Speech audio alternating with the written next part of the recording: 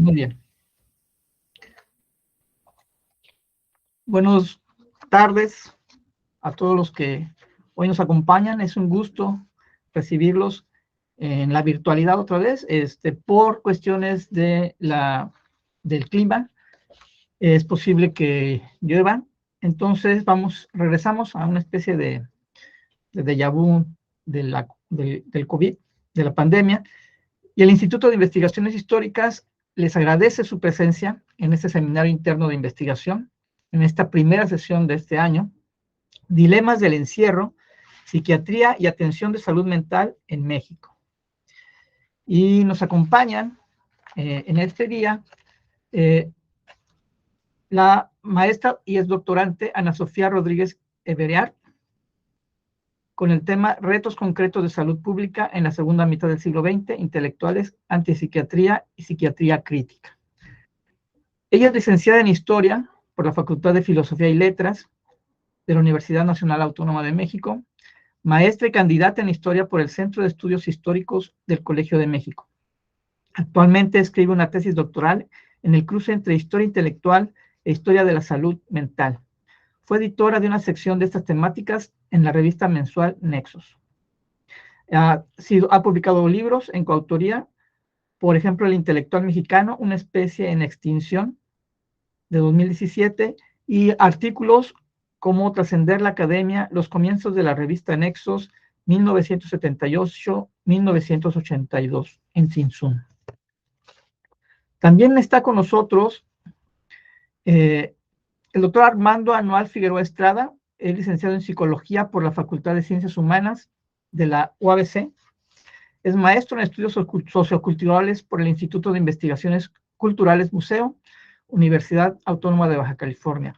Actualmente adscrito a la Dirección de Enseñanza e Investigación del Instituto de Psiquiatría del Estado de Baja California como investigador de tiempo completo. Entre sus publicaciones se encuentran capítulos de libros y artículos, por ejemplo, Familia, Estado y Juventud, la construcción sociocultural de la violencia, en un libro que se llama Jóvenes y Juventudes, sujetos y objetos de violencia. También prevalencias del consumo de sustancias en adolescentes escolarizados en la frontera noroeste, México-Estados Unidos. Es un trabajo en coordinación que se llama Migración y Seguridad Fronteriza. También vulnerabilidad estructural y consumo de sustancias en estudiantes de secundarias públicas de Baja California. Algunos artículos como ludopatía en mujeres y hombres de Baja California. México, un estudio de las narrativas, en la revista Health and Addictions. También Vivir en el encierro, interacciones en un centro de tratamiento para adolescentes, en la revista de Estudios Contemporáneos del Sur Global. Y quien en realidad funge como organizador de esta sesión, el doctor Víctor Manuel Gruel Sández, es licenciado en Sociología por la Universidad de Guadalajara, maestro en Estudios Socioculturales por la UABC y doctor en Historia por el Centro de Estudios Históricos del Colegio de México. Es investigador de tiempo completo en el Instituto de Investigaciones Históricas de esta casa de estudios y es autor de varias publicaciones en capítulos de libros, artículos en prensa y libros también. Por ejemplo, aquí en un artículo que está ahorita por publicarse, Tanques, Drogas e Indigencia, la necesidad de salud mental en Tijuana, 1960 a 1995. Así también, Inicios de la psiquiatría en Baja California, Salud mental y farmacodependencia, 1964-1989. Pues ellos son nuestros invitados. Les damos muchas gracias por acompañarnos y compartir con nosotros estos trabajos. Como les mencioné al inicio, comenzará la doctora Ana Sofía Rodríguez con retos concretos de salud pública en la segunda mitad del siglo XX, intelectuales, antipsiquiatría y psiquiatría crítica. Muchas gracias, adelante. No, al contrario, gracias por la invitación a Víctor y a todos por estar acá para platicar pues de historia de la psiquiatría y que les comparta yo un poco de mi trabajo al respecto. Nada más quiero aclarar que no estoy trabajando este tema para mi tesis doctoral, mi tesis doctoral en realidad es sobre los debates y, digamos, apropiaciones y discusiones alrededor de la agenda de los derechos humanos en México.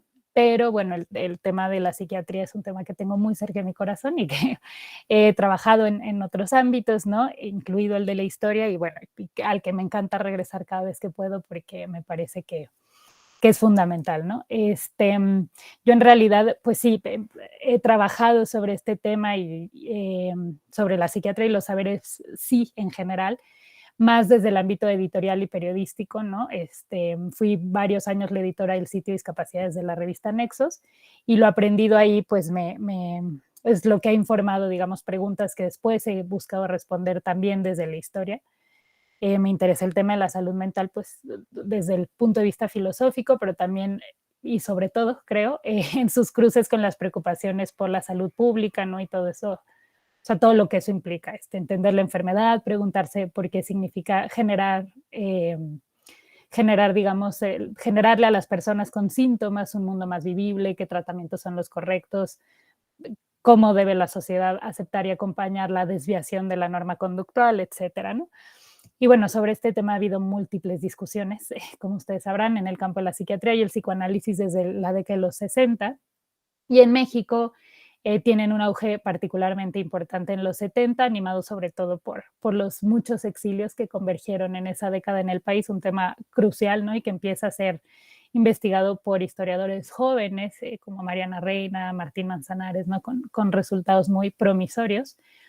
Y bueno, a mí lo que me interesaba compartirles en esta ocasión es un episodio muy concreto de esa década, que fueron unas mesas sobre el tema de locura y sociedad, patrocinadas por el Instituto Mexicano del Seguro Social en 1975, y que, bueno, tuvieron la como curiosidad, digamos, de transmitirse por Televisa en el programa Encuentro que conducía Álvaro Galvez y Fuentes. Estas mesas se pueden consultar en YouTube, o bueno, por lo menos se podían consultar hasta hace unos meses, ¿no? Y bueno, a mi parecer son un episodio como muy claro del tipo de discusiones que se estaban dando en México en esos años, que resuenan mucho además con problemas del presente y que apuntan hacia algunos de los caminos que creo que deberíamos animarnos a recorrer desde la historia por su relevancia presente, insisto, pero también porque me parece que no han sido suficientemente explorados en la historiografía, no solo mexicana, sino digamos, internacional sobre esto, ¿no? Y es un poco como lo que quería poner sobre la mesa para platicar con ustedes. Les cuento un poco, estas mesas fueron organizadas por un importante psicoanalista español que se exilió en México, Armando Suárez, que bueno, a mí me parece una de las figuras más, o sea, intelectuales más interesantes de esas décadas, ¿no? Y que también apenas recientemente empieza a ser estudiada. Él fue el creador del Círculo Psicoanalítico Mexicano y después, durante muchos años, dirigió la colección sobre psicoanálisis en siglo XXI, ¿no? Entonces, buena parte de los trabajos publicados sobre esos temas en México, pues se le deben a él, y no solo, o sea, no solo la publicación, sino en muchas ocasiones las traducciones. Entonces, bueno, Armando Suárez organiza estas mesas y los invitados estrella fueron figuras cruciales de lo que se ha, creo yo, mal llamado la antipsiquiatría, que más precisamente se conoce como la psiquiatría crítica, perdón, esta tendencia de ciertos trabajadores de la salud mental inconformes con las lógicas, digamos, de poder del sistema médico y psiquiátrico específicamente, que externaron sus críticas en esas décadas, ¿no? Y crearon mucho pensamiento teórico, pero también práctico alrededor de ellas, ¿no? Entonces, los invitados a esas mesas fueron los psicoanalistas Marie Langer e Igor Caruso y los psiquiatras Franco Basaglia y Tomás Sas y un sociólogo argentino que se llama Eliseo Verón. Langer, Caruso, Basaglia y Sas son así como las superestrellas de la psiquiatría, nunca más, de la antipsiquiatría, nunca más volvieron a estar todos juntos, ¿no? Lo que ya hace de por sí este evento algo muy fascinante. Y luego, bueno, todos estuvieron después de estas grabaciones, participaron en la UNAM en unas mesas de las que Siglo XXI luego publicó un libro muy, muy importante, pero a mí me interesan sobre todo las mesas de Televisa por dos razones. Primero, porque, bueno, estaban pensadas para un público más amplio, ¿no? Y entonces, en ese sentido, las conversaciones se centraron mucho en los principios, digamos, más básicos de la psiquiatría, lo que de algún modo nos deja ver como el estado de la cuestión de lo que se pensaba que era y debía ser la psiquiatría en ese momento, ¿no? Y en segundo lugar, y más importante, es porque en estas mesas de Televisa participaron 2 médicos del IMSS, 2 psiquiatras mexicanos, Guillermo Calderón Narváez y Miguel Ángel Pérez Toledo, que luego fueron excluidos del evento de la UNAM por sus opiniones, digamos, aparentemente conservadoras, ¿no? La combinación de estos conocidos extranjeros con los mexicanos que defendían una idea de psiquiatría profesional, ¿no? Más tradicional o más cerca de, digamos, los parámetros médicos, pues hace de esta conversación, a mí me parece un tema de estudio súper interesante porque funciona eso como una suerte de parámetro para sintetizar las distintas posturas que surgieron en la conversación y porque ponen sobre la mesa toda una serie de esfuerzos de salud pública en México, ¿no? En cuestiones de salud mental, que deja ver muy bien este diálogo que se establece entre eso, los psiquiatras como individuos con ideas y preocupaciones concretas, ¿no? Y los sistemas e instituciones de los que forman parte. Entonces, bueno, les voy a contar brevemente de qué trataron estas discusiones, ¿no? Y por qué me parece que son interesantes. Empiezan los invitados por discutir la definición y origen de la locura, ¿no?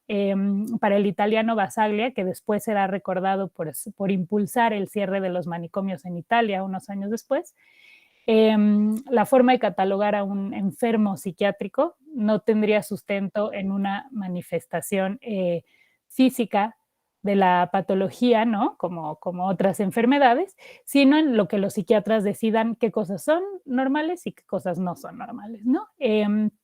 Thomas Szasz, un húngaro que luego hizo su carrera en Estados Unidos, era aún más radical. Él explicaba la locura con una imagen que es muy citada hasta el día de hoy, ¿no? Decía, si una persona entra en una iglesia y dice que está hablando con Dios, todo el mundo dice que está rezando. Pero si sale de la iglesia y dice lo mismo afuera, entonces se dirá que tiene esquizofrenia, ¿no? Entonces, tanto Szasz como Basaglia estaban de acuerdo en que la disciplina psiquiátrica actuaba como una forma de control y eran muy críticos de esto, pero bueno, no lo eran por las mismas razones. Szasz rechazaba la idea de la enfermedad mental y de la psiquiatría en general, y Basaglia estaba más bien preocupado sobre todo por el trato social y médico que se daba a los locos, ¿no? Estas diferencias son fundamentales, pero no están muy estudiadas. Porque se tiende un poco a hablar de este movimiento antipsiquiátrico en general sin reparar en ello y bueno, pues me parece que es interesante que en una conversación de Televisa, ¿no? Las podamos ver, ¿no? Los psiquiatras mexicanos, por el contrario, en la conversación pues citaban estadísticas, ¿no? O sea, para ellos hay grupos minoritarios con alteraciones conductuales que pueden ser franca y sencillamente considerados como anormales, ¿no? Y llamaban a considerar las alteraciones químicas en el cuerpo para poder identificar la locura y probarla eh, con base en estudios que se estaban desarrollando en esos años. Uno de los temas más interesantes de esa primera parte del debate y que me parece que pone como muy claramente el contraste de las posturas tiene que ver con la menopausia y el rol que tiene el género en la enfermedad mental. De acuerdo, digamos, con la tradición intelectual psicoanalítica, los dos psicoanalistas de la conversación, Langer y Caruso, explicaban que la locura era un tema como de significado, ¿no? Que dependería de las estructuras sociales y familiares que acompañaban o acompañan a los individuos. Marie Langer, que fue una mujer fascinante, que creció en Viena, se exilió en Argentina durante la Segunda Guerra Mundial y luego acabó su vida en México exiliada por segunda vez, ¿no? Después del golpe de Estado en Argentina, formó mucha gente en estos dos países latinoamericanos y experimentó mucho con tratamientos psicoanalíticos. Para ella, la depresión menopáusica era justo la prueba de esta relación entre sociedad y enfermedad mental, porque eh, decía, o sea, si en nuestra sociedad la mujer tiene un determinado tipo de vida en donde a la edad de 40 o 50 años pues se pierde toda la finalidad, ¿no? Porque es una época en la que su labor de madre y esposa se agota, bueno, pues esto nos probaría que hay o sea, y las mujeres se deprimen a partir de esta edad, habría una correlación en la que indagar, ¿no? Caruso, un ruso, después radicado en Austria, ¿no? Que estudió con Freud, confirma un poco este juicio y habla de una experiencia En Salzburgo, decía que eran donde vivía en ese momento, dice, las mujeres débiles mentales, así les dice, pasan desapercibidas, mientras que los hombres son identificados porque no pueden cumplir con las expectativas de trabajo, ¿no? Entonces, de nuevo, la enfermedad sería algo contextual. Poder identificar a un enfermo trataría de hacer una evaluación sobre el contexto, ¿no? Entonces, no les voy a contar todos los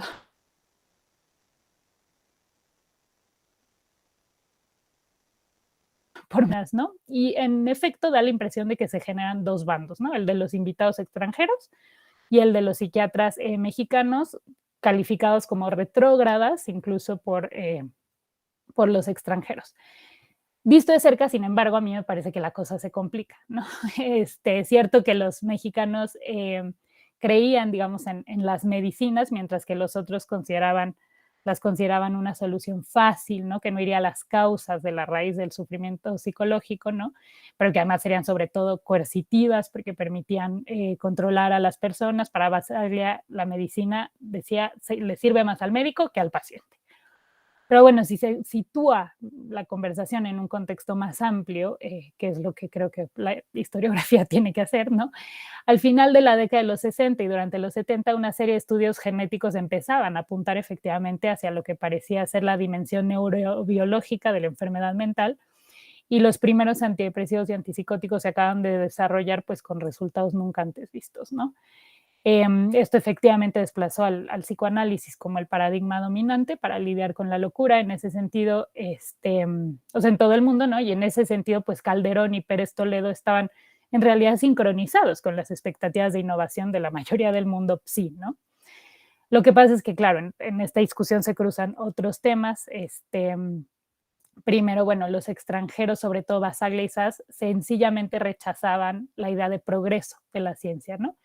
Y en eso sí la distinción con los mexicanos pues era radical, porque estos sí que aseguraban que los avances recientes en la psiquiatría, de manifiesto en técnicas como los estudios encefalográficos, ¿no? Y sobre todo en las medicinas, pues sería lo que en última instancia definiría como la calidad y eficacia de los tratamientos por venir, ¿no? Pero sobre todo diferían en cómo atender esto desde el punto de vista de la salud pública. Y aquí mi segundo punto, o sea, los extranjeros creían que había eso, que indagar en el sufrimiento, cuyas causas serían sociales, y entonces canalizar los esfuerzos hacia transformar los contextos. Y los psiquiatras mexicanos consideraban que lo fundamental era atender los síntomas para evitarle riesgos tanto al enfermo, ¿no? Como al resto de la sociedad. Eh, Obviamente este tema pues se exacerba, ¿no? Cuando llegan al asunto de los manicomios, la cuestión más disputada en el manejo de la locura desde el siglo XIX, los extranjeros verían a los manicomios como una extensión de los mecanismos de control, ¿no? Pero para los mexicanos se trataba pues de que de contextos, o sea, el contexto hospitalario sería el mejor espacio para actuar de acuerdo a los preceptos de la ciencia, pero sobre todo se trataba de una cuestión de eficacia y de cobertura, ¿no? O sea, Calderón lo que dice es, el psicoanálisis es muy útil, pero es un tratamiento largo y costoso con posibilidades limitadas. En este sentido, en realidad, el psiquiatra clínico en un hospital pues puede atender a las poblaciones precarizadas que nunca podrán psicoanalizarse. Entonces, lo que me interesa apuntar con esto es que las divergencias en realidad estarían más relacionadas con la experiencia laboral de los psiquiatras y el contexto institucional del que provenían, que con diferencias ideológicas profundas, ¿no? Me concentro en el caso de Basaglia y de Guillermo Calderón porque me parece que son quienes tuvieron, digamos, responsabilidades parecidas en sus respectivos sistemas de salud. Basaglia dirigió el Hospital Psiquiátrico de la ciudad de Gorizia, en Italia, desde 1961, en donde muy pronto implementó toda una serie de cambios en el tratamiento a los internos. Le parecía que el trato era inhumano, ¿no? Y entonces pues eliminó cualquier tipo de sujeción involuntaria, involucró a los pacientes en las decisiones de tratamiento. Con un grupo de médicos emprendió toda una serie de ejercicios intelectuales para acompañar su práctica, ¿no? Entre ellos la traducción del libro de Erving Goffman, Asylums, que quizás conocen, ¿no? En el que este sociólogo canadiense definía los hospitales psiquiátricos como instituciones totales, ¿no? Por su forma de sujeción y homogenización de las personas y actividades. Y bueno, Basaglia, si uno eso lo sitúa en el contexto intelectual de la época, estaba muy influido por Erving, pero también por Foucault, por Fanon, ¿no? Con respecto a los vínculos entre instituciones y opresión. Y era todo este pensamiento era, entre otras cosas, reflejo de los cambios en el campo de la psiquiatría, según los ha explicado el historiador Nicholas Henks, tras la Segunda Guerra Mundial, ¿no?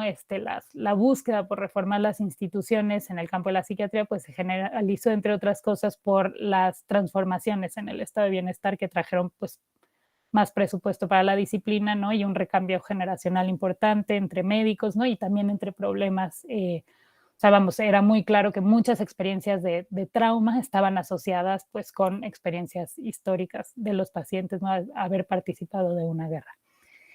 En México, sin embargo, pues también estaba habiendo un proceso de reformas, ¿no?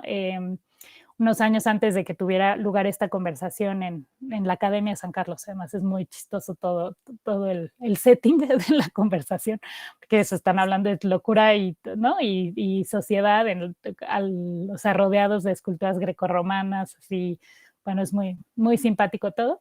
Pero claro, unos años antes, en 68, se acababa de cerrar definitivamente el histórico manicomio de la Ciudad de México, la Castañeda, ¿no? En lo que se llamó la Operación Castañeda, que bueno, duró casi una década, y el gobierno mexicano se dedicó a lo largo de esa década a construir hospitales pues modernos de distintos tipos en varios estados de la República. El propio Calderón escribió el año que cerró el manicomio, bueno, que estos hospitales mejorarían la atención a los enfermos mentales, ¿no? O sea, a partir de eso, de técnicas de modernización. En ese momento él era director de salud mental en la Secretaría de Salubridad y Asistencia. Y bueno, y entre las cosas que hizo fue la creación del Instituto Nacional de Neurología, con la idea de que la anatomía patológica, de nuevo esta idea, ¿no? De alguna psicosis y lo que la farmacología está enseñando, pues ponían en la actitud, digamos, al campo médico para evitar generalizaciones respecto a lo que él decía, una dogmática psiquiátrica funcional, ¿no? Entonces, bueno, al mismo tiempo, o sea, como parte de este proceso, y Calderón mismo participó de la construcción de varias granjas o hospitales campestres, que de hecho seguían un modelo iniciado en la década de los 40, ¿no? Que como reportó él mismo, pues buscaban justamente modificar el sistema manicomial, perdón, de tipo carcelario que durante muchos años había caracterizado a los hospitales psiquiátricos, ¿no? Y se introdujeron talleres, terapia ocupacional, áreas para psicoterapia, ¿no? Entonces, eso, como que o sea, el propio Calderón después escribió estos esfuerzos de ampliación y descentralización de los servicios, profesionalización y educación de médicos, ¿no? Como un esfuerzo de modernización que aplicaba la experiencia extranjera modificada a las necesidades de México. Entonces, bueno, saber cómo funcionaron estas reformas en uno y otro caso requiere de otro tipo de investigación, pero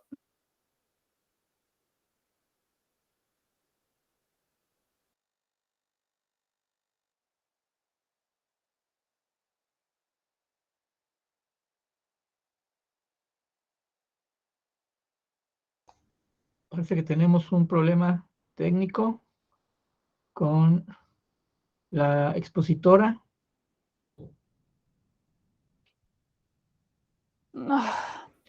Ya, ¿ya? Ay, hola. Ya sí, regresó, parece que hubo una pequeña pausa, se hace congeló. unos segundos, pero ya está bien. ¿Sí? ¿Me oyen Sí, bien? Ay, perdón, ¿en dónde me quedé? En la parte de después de las granjas y todo eso, ¿verdad? sí, Sí me exacto. alcanzaron a escuchar. Ay, perdón, Lo de las granjas creo sí lo que escuchamos. muy bien, creo que soy yo la que está teniendo problemas, no ustedes. Em, bueno, entonces sí, les decía que eso, que creo que ver la forma, digamos, que tomó pues este ánimo de reforma en un lugar tan alejado al de los países afectados por la Segunda Guerra Mundial, como el caso mexicano, pues o sea, contribuye a que entendamos más concretamente los cambios en la psiquiatría en general en esas décadas, ¿no? Y nutre también las historias disciplinarias, en el sentido que, bueno, en México la reforma no llegó necesariamente por el desencanto con la disciplina, sino al contrario. Todos estos personajes estaban comprometidos con el impulso que ésta había adquirido a partir de la Operación Castañeda, ¿no? y su manera de revitalizar el sistema pues resultó en formas muy distintas a las de sus contrapartes europeas, de las cuales pues Basaglia me parece el mejor ejemplo.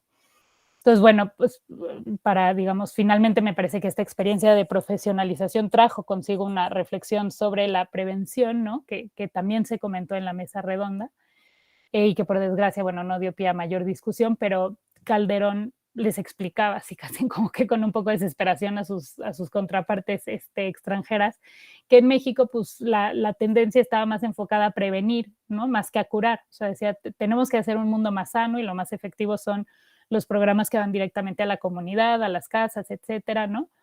Pero bueno, encontraba que el hospital psiquiátrico ampliado, descentralizado, moderno, pues era una manera de atender estos temas, ¿no? A diferencia de Basaglia, que pues bueno, para él era, la diferencia era clarísima, había que modificar la sociedad de tajo y solo así se acabaría con la enfermedad mental. Creo que son debates con los que seguimos lidiando, ¿no? Al día de hoy. Pero bueno, lo que yo concluyo, digamos, de esta investigación es que si se contrastan las nociones que los invitados a estas mesas organizadas por el IMSS expresan sobre la locura, considerando quién puede detectarla y cómo, ¿no? Quedó claro que aquello pues, que informaba las opiniones de los participantes no eran eso, tanto los marcos disciplinarios, porque en realidad los psiquiatras sostenían posturas muy parecidas a los psicoanalistas, ¿no? Sino la confianza de estos psiquiatras mexicanos en los métodos de la psiquiatría y su progreso que eran compartidos por mucha gente en ese momento, ¿no?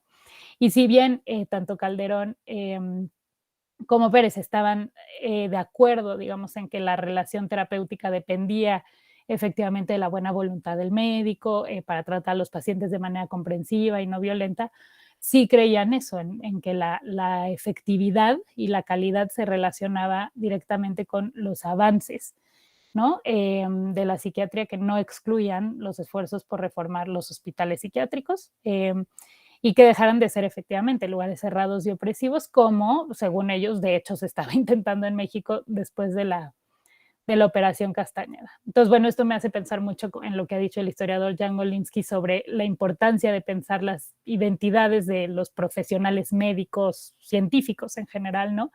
Que van pues mucho más allá de los marcos que imponen las disciplinas, ¿no? Que tienen que ver eso, con sus experiencias, con sus contextos, con sus lecturas, etcétera. Pero más importante que eso, me parece que este caso histórico además permite desafiar algunas interpretaciones historiográficas, ¿no? La primera es la que ve la desmanicomialización, digamos, de la segunda mitad del siglo XX como un proceso homogéneo. O sea, en realidad las operaciones y trayectoria de tanto de Pérez Toledo como de Calderón prueban que las acciones para descentralizar, humanizar, abrir los viejos manicomios, de hecho convivían con un cierto entusiasmo de los psiquiatras por la psiquiatría biológica y los fármacos. Esto complejiza estas narraciones sobre, o sea, que plantean que tras el cierre de la Castañeda, el asistencialismo estatal habría sustituido las políticas de higiene mental. Es más complicado que eso.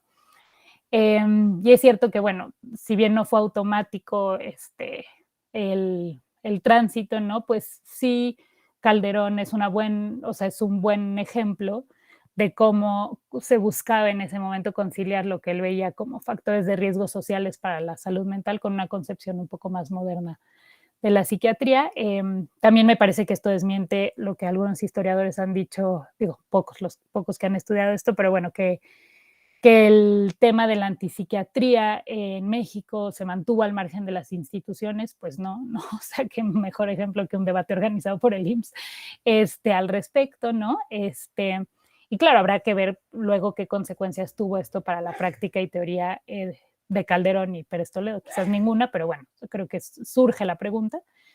Y bueno, me parece que evaluar el impacto que tuvieron eso en México, los movimientos de los 60 y 70 que eran críticos de la psiquiatría, pues requiere de mucho más investigación o algo que vaya además más allá de las ideas de los antipsiquiatras reconocidos, que bueno, además dicho sea de paso, rechazaron esta etiqueta, ¿no? Porque eso, visto en contexto, pues parece que la psiquiatría mexicana en esa época sí tenía ideas bastante radicales en la medida en que quisieron integrar y adaptar en su justa medida, ¿no? Toda una serie de ideas que estaban en el contexto internacional al respecto, pero adaptadas a la cuestión mexicana, ¿no? Y esto es algo que me parece que es importante tener en cuenta en este tipo de historias. Siempre las disciplinas se estudian como de una manera muy difusionista, sobre todo desde lugares periféricos como México, y este tipo de experiencias nos permiten pensar en cómo el diálogo, pues era más bien un diálogo, ¿no? más que una recepción o rechazo acrítico de lo que ocurría en otros lugares, ¿no? Y eso, muchas gracias. Muchas gracias a la doctora Rodríguez Everaer. Y vamos a continuar con la siguiente exposición. Las preguntas de cada ponencia las vamos a realizar al final de los tres presentadores. Así que yo les suplico a toda la audiencia que vaya escribiendo sus dudas, comentarios o preguntas. La siguiente ponencia es del CESAM al IPVC, Servicios de Salud Mental en Baja California. Está a cargo de Armando Anuar Figueroa Estrada, a quien le cedemos la palabra. Adelante. Hola, buenas tardes. Muchas gracias por la invitación. Y bueno, voy a permitirme hacer presentación, si es posible. Sí, adelante. Gracias. La verdad me sentía un poco nervioso. Bueno, todavía me siento un poco nervioso. Siento como que,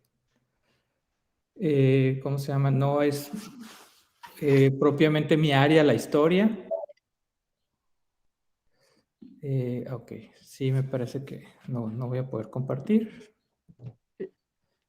Sí, intenta, por favor, porque ya eres organizador de la reunión también. Okay. Y se supone que sí debes poder.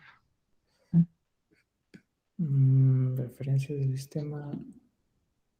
No me permite, déjame. No me va a permitir, pero bueno, lo platico entonces. Déjame intentar otra vez. No me deja. Bueno, se los puedo platicar. No sé si haya un problema. Pues ahí me van comentando. Pues les comentaba que al recibir la invitación del doctor Gurel, pues sí me sentí un poco nervioso y decía, bueno, no es mi área, no es mi ámbito, pero bueno, ahorita que escuchaba a la doctora Ana Sofía, pues estaba pensando o reflexionando sobre lo que es ahora una institución de salud mental, ¿no? Lo que antes se les conocía como manicomios o que de alguna manera todavía se pueden considerar psiquiátricos. Sin embargo, sí, en mi experiencia en trabajando precisamente en uno de estos lugares, como bien mencionaban ahorita, Goffman lo mencionaba como una institución total, ¿no? Creo que siguen estando algunos aspectos, sobre todo estas relaciones de poder que existen entre el paciente y quien trata a este paciente, ¿no? Ya sea un psiquiatra, un psicólogo, que son las principales figuras que están en estos espacios. Sin embargo, sí veo que hay algunas diferencias, algunos cambios, y estos están como regulados también por instancias tanto internacionales como nacionales.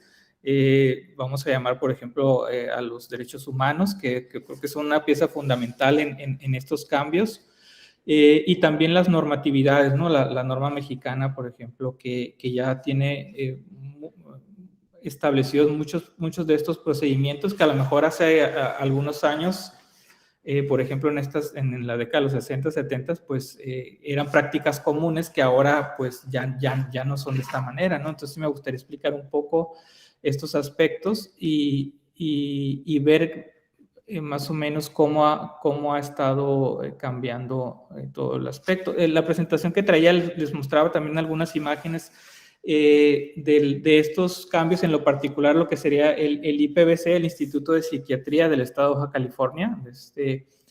Inició en 1987 en Mexicali, Baja California, es la sede, en un lugar Bueno, se llamaba Instituto de Salud Mental, DIF, Baja California, es decir, no era propiamente una institución independiente o autónoma, sino que era parte de una extensión del DIF, de esta institución gubernamental que ya conoce. Entonces no fue hasta el 2001 cuando esta institución se separa del DIF y entonces adquiere el nombre de Centro de Salud Mental de Baja California, conocido como CESAM a partir del 2001, ¿no? Entonces se vuelve un organismo descentralizado con administración de la administración pública, con presupuesto propio y programas que comenzó a establecer por su cuenta. Es decir, a partir del 2001, el CESAM en ese momento empieza a fungir con sus propios recursos, ¿no? Esto también es algo muy interesante y es algo que llegamos a platicar el doctor Gruel y yo cuando nos visitó aquí en la institución, cómo hemos buscado diferentes instancias, ¿no? Para generar recursos porque el gobierno no sostiene al 100% la institución, ¿no? Entonces hacen diferentes actividades, diferentes programas que muchos de estos son gratuitos, casi la mayoría de estos, pero otros también pues se cobran, sobre todo cuando hablamos de capacitaciones al exterior, podemos adquirir recursos para solventar algunos de los gastos que se tienen en una institución como esta, ¿no? Entonces, bueno, en este año el gobernador Alejandro González Alcocer es el que crea el Centro de Salud Mental como decreto, ¿no? Y a partir de ahí, hasta el 2006, se publica otro decreto, ya por parte de Elordi, el gobernador Elordi en ese momento, decreta también que el CESAM ya adquiere el nombre de Instituto de Psiquiatría del Estado de Baja California, que es como lo conocemos actualmente, ¿no? El IPBC brinda servicios integrales y multidisciplinarios para el tratamiento de los trastornos mentales. Tiene como función desarrollar ciencia y difundir su conocimiento, enseñanza, formación de recursos, capacitación e investigación con la finalidad de proporcionar mayor calidad en la atención, prevención, tratamiento y rehabilitación de pacientes, manteniendo al organismo en un alto nivel de conocimiento sobre la salud mental. Esta es como el discurso, ¿no? Digo, me gustaría también plantear dos aspectos aquí. Uno que es los discursos institucionales, es decir, yo como parte de una institución como esta, tenemos que seguir ciertas líneas.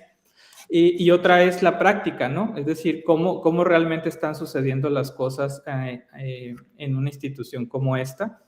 Y bueno, de eso también me gustaría hablar un poco. Yo recuerdo cuando entré a la institución, fue hace algunos años ya, en el 2010, no, bueno, primeramente yo hice aquí mis prácticas como estudiante, que estamos hablando de por ahí del 2010, un poco antes de esto, y recuerdo mi primera experiencia dentro de la institución. Y bueno, la institución cuenta con diferentes áreas. Una es el área de hospitalización, de la que ahorita me gustaría hablar un poco más a profundidad, y la otra son las áreas de consulta externa o lo que sería la atención ambulatoria. Es decir, la mayoría de las personas que se atienden en esta institución son de manera ambulatoria, es decir, vienen a su consulta de psiquiatría o de psicología y regresan a sus casas. Es decir, no es una institución en la que lleguen y se queden más tiempo de lo que dura su sesión, ¿no? Que pueden ser una hora cuando mucho, ¿no? El otro aspecto es la parte de hospitalización, que se rige por la normatividad, es decir, está la norma oficial mexicana para la prestación de servicios de salud en unidades de atención integral hospitalaria médico-psiquiátrica. Es decir, esta norma es la norma 025, es la que rige cómo se debe hacer la atención hospitalaria, ¿no? Entonces, cuando ustedes revisen este documento podrán notar que la función que tiene ahora la institución es muy similar a la que tiene un hospital general, un hospital como el IMSS, es decir, si bien está esta idea de que hace algunas décadas se ingresaba a personas simplemente por esta cuestión de que irrumpían, ¿no? con la norma social, o estas cuestiones que se conocían como locura, bueno, todavía. Entonces, ingresar a un hospital mental era, por ejemplo, ir a la calle y ver a una persona que se consideraba loca y iba para adentro, ¿no? Entonces, en la actualidad ya no sucede de esta manera, es decir, ya no ingresan al hospital personas, por ejemplo, en condición de calle, o personas que requieren, por ejemplo, un tratamiento de rehabilitación por consumo de sustancias, es decir, ya hay otras instancias que también creo que son instancias de encierro y que y hay que también como voltear a ver qué sucede en estos lugares.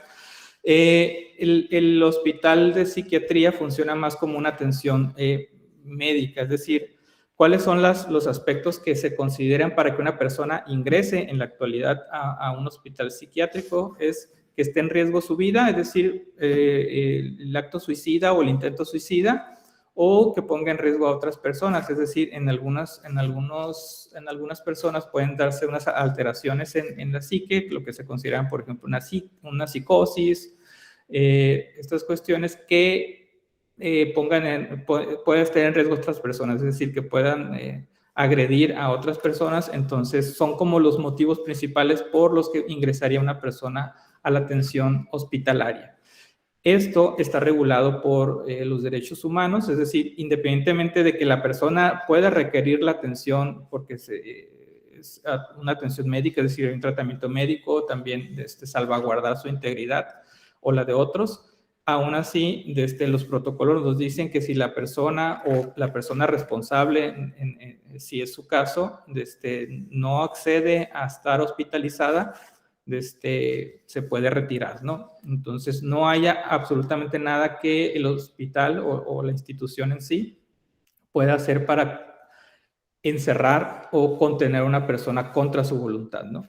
Entonces, obviamente, estas cuestiones también, digo, puede hacer todo un debate respecto a esto, por ejemplo, en los casos de intento suicidio, ¿no? Entonces, ¿por qué? Porque se requiere, médicamente hablando, pues un tratamiento que por lo menos le ayude a tener más claridad en sus pensamientos, en sus ideas, y llevar un tratamiento ambulatorio, ¿no? Entonces, cuando sucede esto, es decir, cuando hay una atención hospitalaria, las personas pueden estar entre 7 días, 15 días, no pasa de ahí, ¿no? Entonces, hay casos, por ejemplo, lo que aquí consideramos los pacientes crónicos.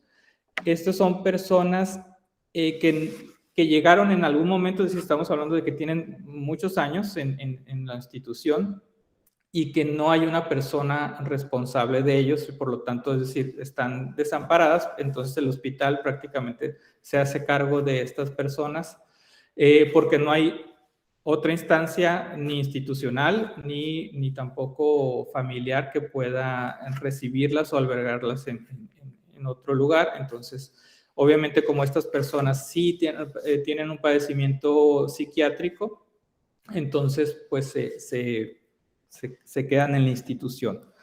Ahí a lo mejor es la parte a lo mejor que pues, se podría considerar como total, ¿no? Sin embargo, las mismas instalaciones se han ido modificando acorde a las recomendaciones de los derechos humanos. También hay una acreditación en materia de salud que rige hace todas las observaciones pertinentes para salvaguardar pues los derechos de las personas, ¿no? Entonces,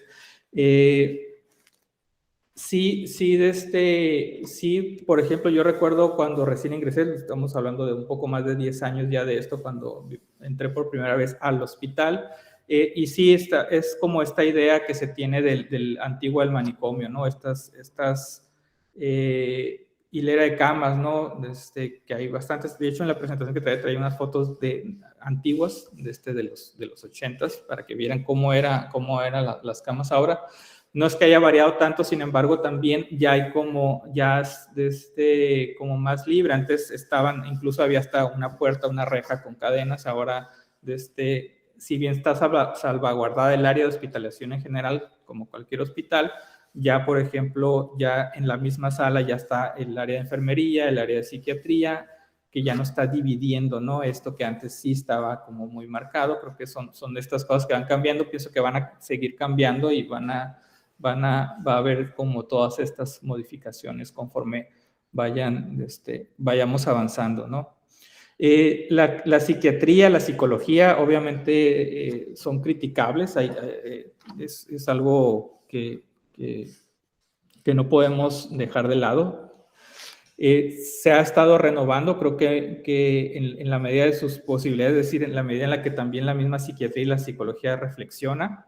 Hay otras cosas que no reflexionan tanto, pero bueno, está en ese proceso. No sé si va más lento que otras disciplinas. La cuestión es que aún así, pues pienso que de alguna manera se hace, ¿no? Entonces, una de las peculiaridades o estas cuestiones que podrían ser a considerar es como al final está la subjetividad del que atiende, ¿no? Es decir, del psiquiatra, del médico, del psicólogo.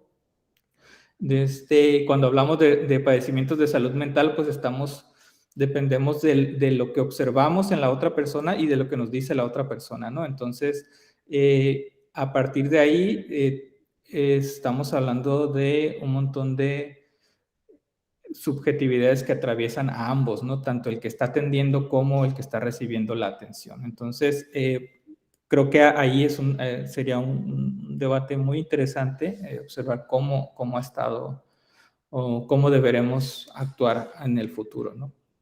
Entonces, bueno, los servicios de salud los servicios que brinda el instituto, pues son la atención psiquiátrica, principalmente es la consulta ambulatoria, es decir, lo que le llamamos la consulta externa, tanto la psiquiátrica como la psicológica, así como también la atención de urgencias. El hospital tiene un área de urgencias donde atiende las 24 horas, los 7 días de la semana, los 7 días de la semana, sí, cuando hay alguna situación que atender, está abierto todo el tiempo. Y como les decía, para que una persona se considere que tiene que entrar a la atención hospitalaria, pues requiere de esto que les había mencionado en lo anterior, ¿no? Todo esto regulado por las normatividades, los derechos humanos, y bueno, obviamente hay áreas de oportunidad, hay áreas que se necesitan seguir mejorando, pero sí veo también que ha habido algunos avances en esto, y obviamente esto que mencionaba de la necesaria crítica y autocrítica de la psiquiatría y la psicología a su práctica, ¿no? A su práctica en el ámbito de la salud mental. Muchas gracias.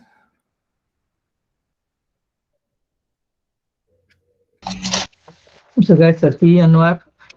Vamos a pasar a la última ponencia del doctor Víctor Gruel, que se titula Del difícil binomio salud mental y neoliberalismo. ¿Cómo estudiar instituciones? Adelante, por favor. Pues muchas gracias a todos los participantes. Gracias a los maestros Anuar y a la maestra Ana Sofía por haber atendido mi invitación. Y pues bueno, estoy muy contento el día de hoy porque pues se hablan de los temas que me ocupan en algunos momentos de mi tiempo como investigador. Yo pues tengo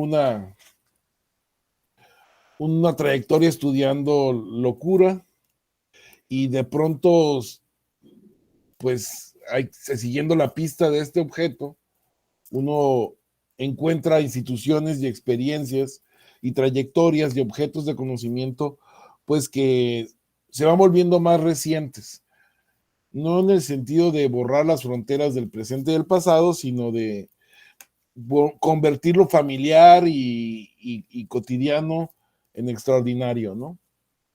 Entonces, parte de mi propuesta consiste en, si bien reconocer el carácter eminentemente nacional con el que se ha desarrollado la psiquiatría y por ende este nuevo combo que conocemos como salud mental, mi principal reproche en todo caso es ser demasiado centralista, ¿no? En el sentido de que a mí me llama la atención que casi el 80% de las instituciones de salud mental y psiquiatría se concentran en el sur de la Ciudad de México. Y en fin, ¿cómo historiar instituciones? Me refiero a cómo historiar a las instituciones de la periféricas de la periferia. Entonces, me propongo decir más o menos cómo le hago para historiar el único hospital psiquiátrico que cuenta Baja California Sur, en La Paz, entre dos ejidos, el ejido Chametla y el Centenario. El Hospital Psiquiátrico de Chametla, que tiene otras denominaciones, todas ellas pasajeras, fue fundado en junio de 1990. Es curioso, mientras en otros lugares del centro o el norte, llamado norte, están discutiendo el fin del manicomio, hay espacios de la old fashion provincia mexicana que quieren su espacio de reclusión. Como todas las obras del gobierno federal, todas las obras de infraestructura, la sociedad baja californiana esperó por lo menos 20 o 30 años para tener su propio hospital. Y parte del supuesto que vengo a tratar hoy, pues implica buscar en eso que un tanto imprecisamente se denominó neoliberalismo, aunque él mismo lo denominó como liberalismo social. Es curioso encontrar algunos de esos artífices, como Ignacio Valle, que estuvieron en el liberalismo social y ahora forman parte de la Cuarta Transformación, de tal suerte que uno piensa, no que se está acabando el neoliberalismo. En su mamotreto de más de 1000 páginas, México, un paso difícil a la modernidad, Carlos Salinas de Gortari realizó un recuento, hay que decirlo, al señor le gusta la historia, no tanto como su hermano que se metió una maestría en Zacatecas, pero habla de cómo evolucionó el sistema de salud desde la formación con Ávila Camacho hasta el momento en el que toma posesión. Cabe agregar que la principal preocupación, siempre ligada a la pobreza, como el leitmotiv de su gobierno, fue la mortalidad infantil. Pero además de explicar las estrategias que le consumen en el rubro de salud de su gobierno, más de 80 páginas de cómo lidiar con la mortalidad infantil, también margina un comentario en la página 662 que también era urgente impulsar, cito, la edificación de infraestructura hospitalaria en el país. Hay ajustes a la transición demográfica en el sexenio de Salinas y los hospitales son las instancias adecuadas. Dentro de la escuela de psicoanalistas, psicólogos sociales y en general analistas del discurso mental que gravitan en torno a la UAM Xochimilco, y en ese sentido es un espacio del que surgen como los centros de integración juvenil precisamente en este debate de si es antipsiquiatría o psiquiatría clínica. La obra del psicoanalista argentino Enrique Ginsberg me ha resultado reveladora desde que iba en la licenciatura, ¿no? La salud mental en el liberalismo, que si bien es un libro teórico centrado en el sujeto, también realiza un repaso doctrinal de lo que en las discusiones económicas se pensaba impactaría en las ciencias de la salud. Precisamente encontramos a un psicoanalista revisando los debates entre keynesianos y neoliberales. Sin embargo, Ginsberg para el caso mexicano tiene que anotar siempre al pie de página que el caso nacional de su país receptor, pues se aterrizó en programas asistenciales como Solidaridad, de tal suerte que logró identificar cómo desde el llamado liberalismo social de Salinas se rechazó, y cito a Ginsberg en su perspectiva crítica, a cualquier concepto que no encaje en un modelo de racionalidad y medios y fines, así como a cualquier institución que no tenga una utilidad funcional inmediata.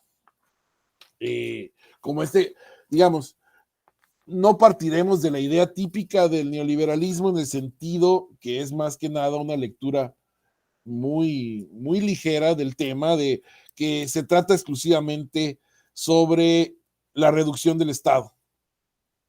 En lo que respecta a las necesidades de salud mental en México y la provincia, la periferia, a finales del siglo XX y un aletargado comienzo del XXI, el neoliberalismo consistió en un proyecto de buscar la calidad de los servicios ofrecidos por el sector público, un poco como nos insistía mi amigo Anuar en la normatividad.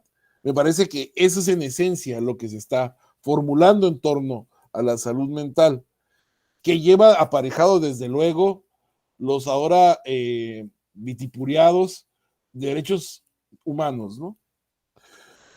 Antes que discutir cómo se redujo el Estado y el aparato estatal en Baja California Sur, de por sí pequeño, el caso del Hospital Psiquiátrico de Xametla permite observar cómo se trató de propiciar la eficiencia de los servicios ofrecidos desde el Estado.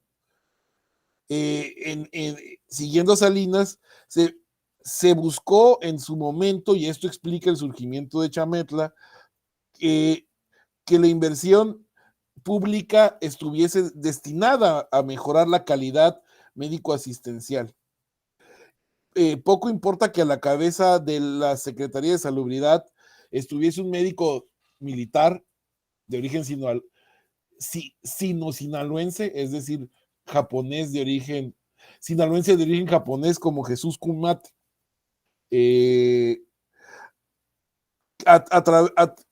Porque a nivel operativo, a la cabeza estaba Jesús Kumate, había una serie de médicos y diríamos ahora tecnócratas que acompañaban al exrector Guillermo Soberón para emprender la reforma de los servicios coordinados de salubridad y asistencia a Secretaría de Salud.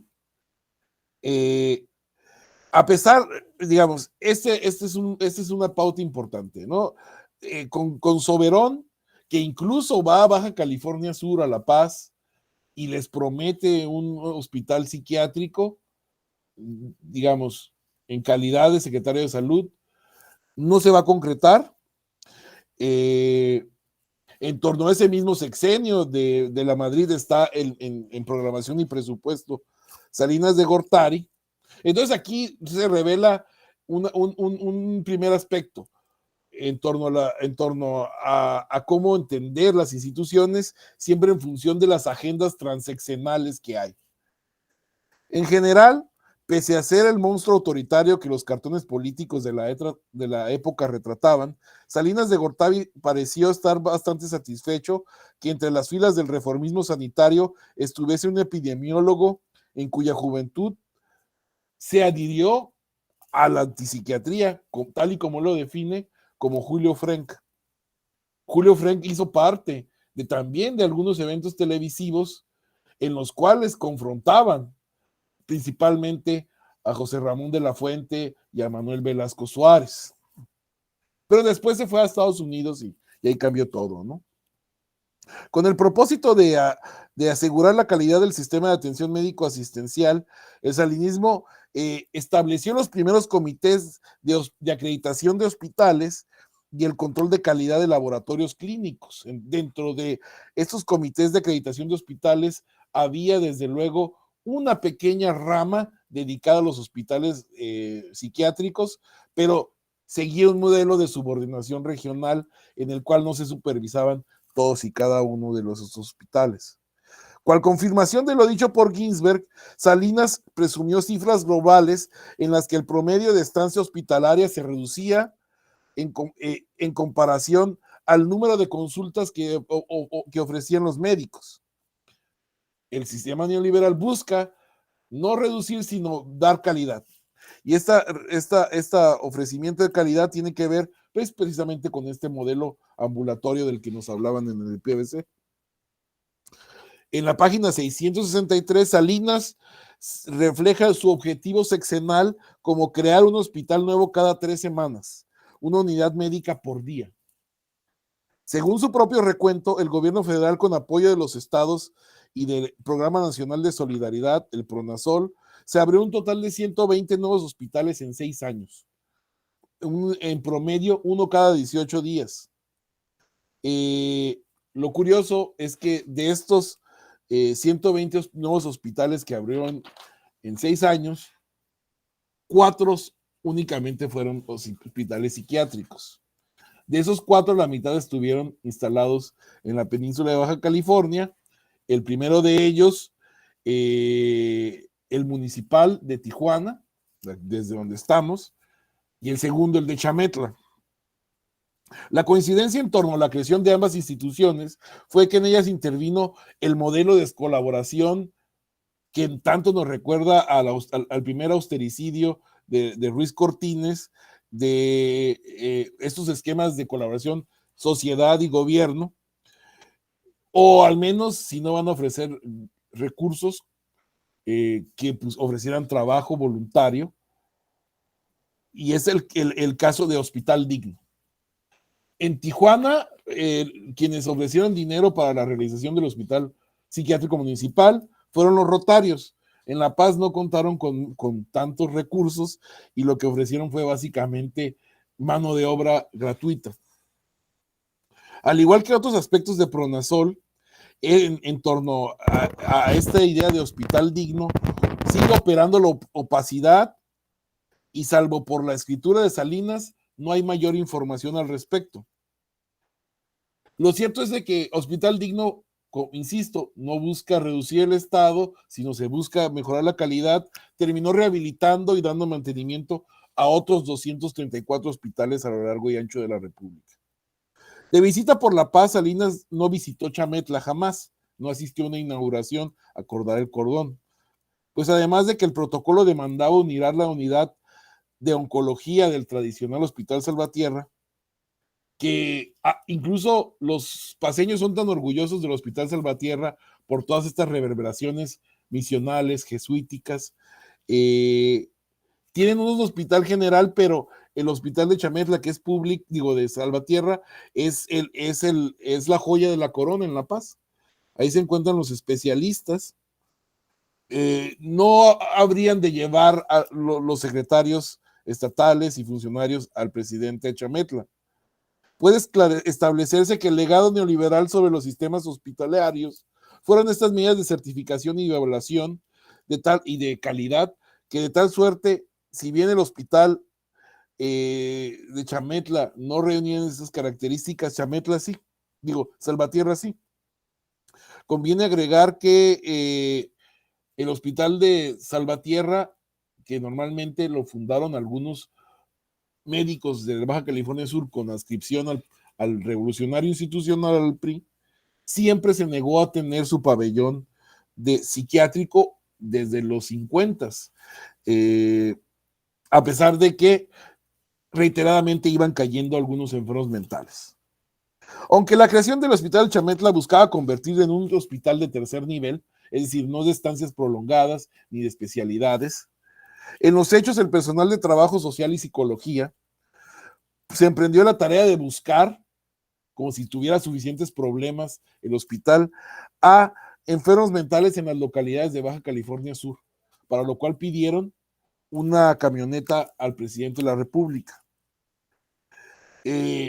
Esto representa un problema y yo lo veo así. En Sonora, por ejemplo, tienen 2 tipos de hospitales. El Cruz del Norte, que es de carácter federal, la instancia que se crea a partir de Operación Castañeda, que tutela el gobierno federal, y tienen el Carlos Nava. Curiosamente, Carlos Nava, otro médico militar que trataba todas todas las psicosis y neurosis como si fuera lo mismo, tiene su propio hospital de carácter estatal. Baja California Sur no. Tienes un solo hospital para ambulatorios, para crónicos y los que vayan sumándose. Es curioso porque sigue a la fecha Chametla, aunque se cambió de ubicación unos cuantos kilómetros de diferencia.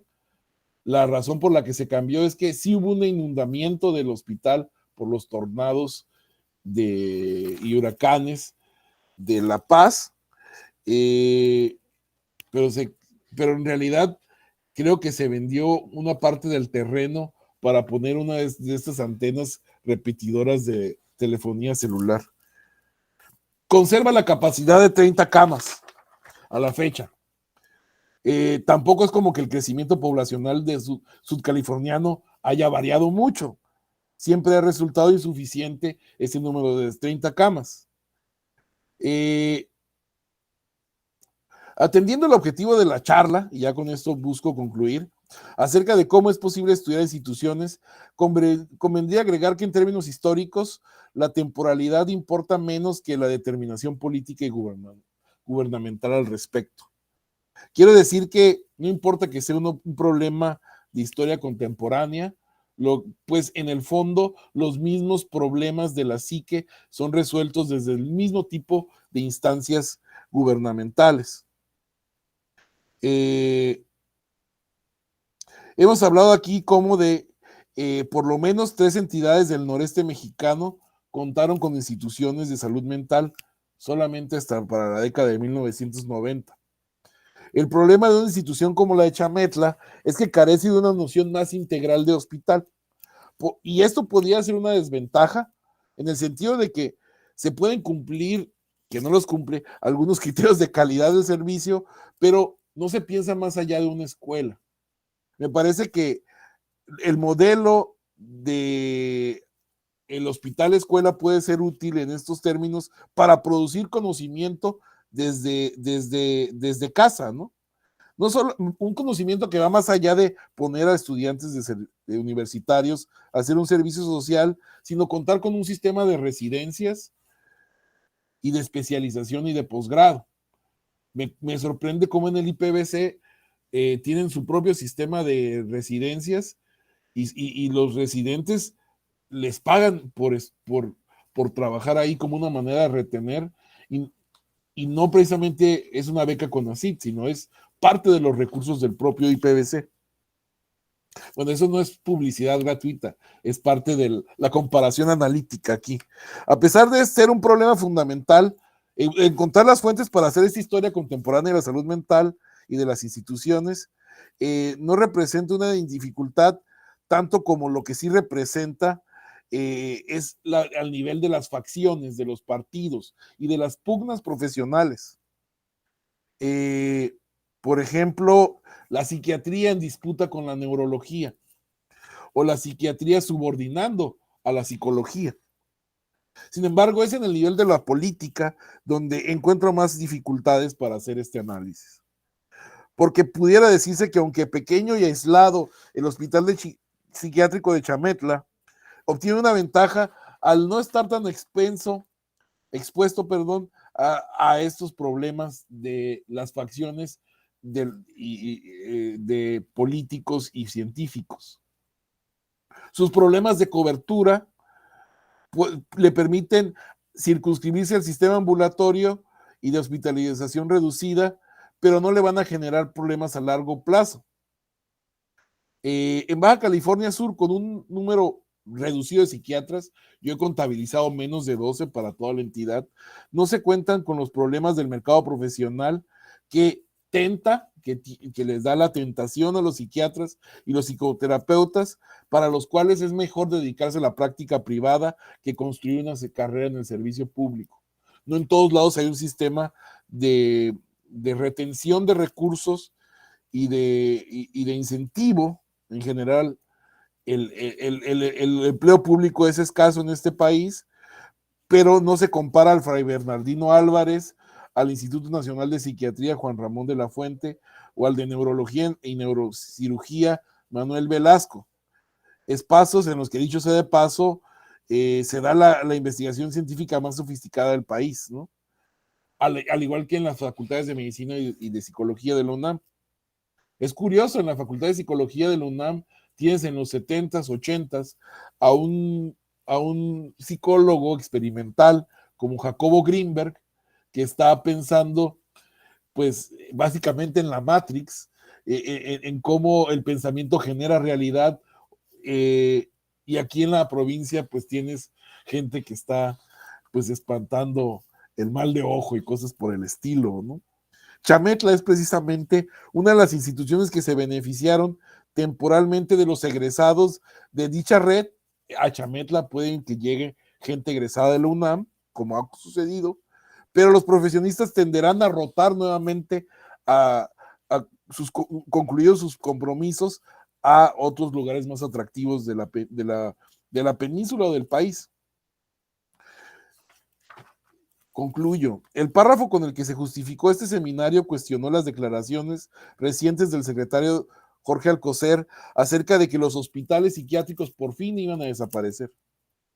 Lo dice en el contexto de pandemia. Nuestro comentario al respecto es que desde hace muchos están desapareciendo, pero se resisten a desaparecer porque están en la memoria y en los usos y costumbres de la gente. Ni hablar de la Operación Castañeda, que a partir del 68 planeó, y esto es la fisura en el terreno de la salud mental que da origen al mismo IPVC, que es el hecho de que Gustavo Díaz Ordaz no confiaba en Ramón de la Fuente, confiaba en Manuel Velasco Suárez, que también era priista y que después, acto seguido, se convirtió en gobernador de Chiapas. Al calor de la tesis doctoral de Adrián Hunsberger, Priority Setting for HIV and Mental Health in Mexico, defendía en el 2013 en la Universidad de Harvard, resulta claro que en torno a lo dicho por Alcocer de va a desaparecer el hospital psiquiátrico, hay nuevamente otra pugna partidista. El verdadero neoliberalismo no consistió en reducir al Estado, sino en la implementación de políticas de calidad y otros aspectos como no permitir el internamiento involuntario y los derechos humanos. Pero en las largas entrevistas que realizó a Julio Fren, la tesista, revelan que hubo una agenda transeccional que está precisamente desde antes de que surgiera Chametla y en concreto desde que está Guillermo Soberón al frente de la Secretaría de Salubridad. Sin duda, cambió su interés de la salud mental a la salud pública y a la epidemiología Julio Frenk al estudiar en universidades estadounidenses, pero mantuvo esta agenda de evitar los abusos, prácticas e instrumentos vejatorios de los derechos humanos cuando se convirtió en secretario de Salubridad por parte de Vicente Fox. Y digamos, he aquí el origen de la pugna contemporánea actual entre la 4T y el viejo sistema de la salud mental. Porque Julio Frenk puso a la hermana del doctor Simi, Virginia González Torres, al frente del Consejo Nacional de Salud Mental. Se ha dicho que esto representó 20 años de atraso porque la Virginia, que no tiene una formación psiquiátrica, que le tocó atender a su hermana, la otra hermana del doctor Simi, en el hospital Bellevue en Manhattan, y que se horrorizó de la psiquiatría y se convirtió en una militante por los derechos de los enfermos mentales, pues logró enquistarse durante 20 años, ¿no? El desmantelamiento del Hospital Psiquiátrico Municipal de Tijuana, que no corrió la misma suerte que Chametla, también ocurrió por decisiones partidistas como estas. Inaugurado también como el Hospital Digno, fue hasta el 2007, mientras el gobierno del estado está creando el IPVC, está desmantelando el Hospital Psiquiátrico Municipal a través de la figura del doctor José Guadalupe Moreno, quien construye el Hospital de Salud Mental, que en los hechos viene a privatizar la atención de servicios psiquiátricos en Tijuana. Sin embargo, aunque por más privatizado que estuviera, viene ligado al esquema de subrogación de servicios del Seguro Popular, nuevamente parte del esquema de Julio Frenk. Incapaz de coordinarse con la única instancia estatal como el IPVC, y en ese sentido el IPVC tiene que tener clínicas ambulatorias en Tijuana y en Ensenada, que no tienen el peso institucional como la de Mexicali. Reportajes del Semanario Z, del prestigioso Semanario Z, o tesis de grado del COLEF, muestran que que las instituciones y los hospitales de salud mental de carácter privado son un poco más opacos y de mayor abuso que las instancias públicas.